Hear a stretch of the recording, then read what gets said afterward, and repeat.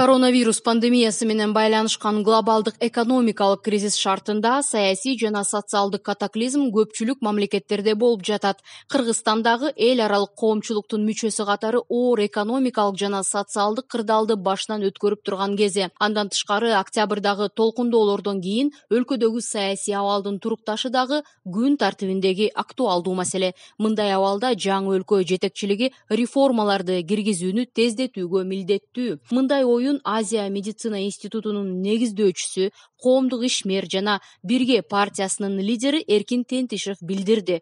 Анын айтымында жаңы конституцияны кабыл алуу боюнча референдум канчалык эрте өтсө, ошончолук жаңы бийлик реалдуу иш-аракеттерди эртерээк баштоого мүмкүнчүлүк алат. Мындан улам Эркин Тентишев Садыр Жапаровдун 11 апрелде жергиликтүү кеңештерге шайлоо менен катар референдум өткөрүү боюнча сунушун колдоорун айтты. Бүгүнкү күндө Садыр Жапаровдун саналаштары, конституциялык реформанын демилгечилери, саясатчылар жана катардагы кыргызстандыктар бир сөз менен айтканда өлкөнүн тагдырына кайдыгер карабаган ар бир жаран жаңы конституцияны колдоп, өз тандоосун жасашы керек.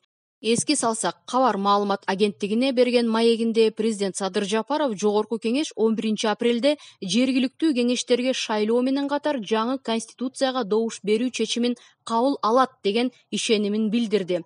Ошондой эле президент бул кадам каражаттардын үнөмдөлүшүнө алып келет деп баса белгиледи. Айта кетсек, 2021 жылдын 10 январында өткөн референдумда кыргызстандыктар өлкөдө президенттик башкарууну киргизүү чечимин кабыл алган.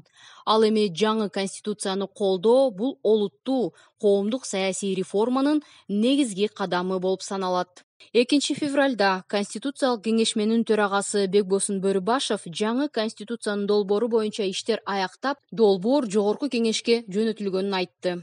Конституциялык кеңешме негизги мыйзамдын долбоору боюнча 3 ай иштеди. Анда президенттин укуктары кеңейтилип, жоопкерчилиги да күчөтүлгөн. Жаңы конституциянын долбооруна ылайык мамлекет башчысы аткаруу бийлигин жетектеп, министрлер кабинетинин курамын аныктап, ошондой эле президенттик администрацияны жана коопсуздук кеңешти түзөт. Жалпысынан конституциялык реформа өлкөдө президенттик башкарууну орнотууга багытталган.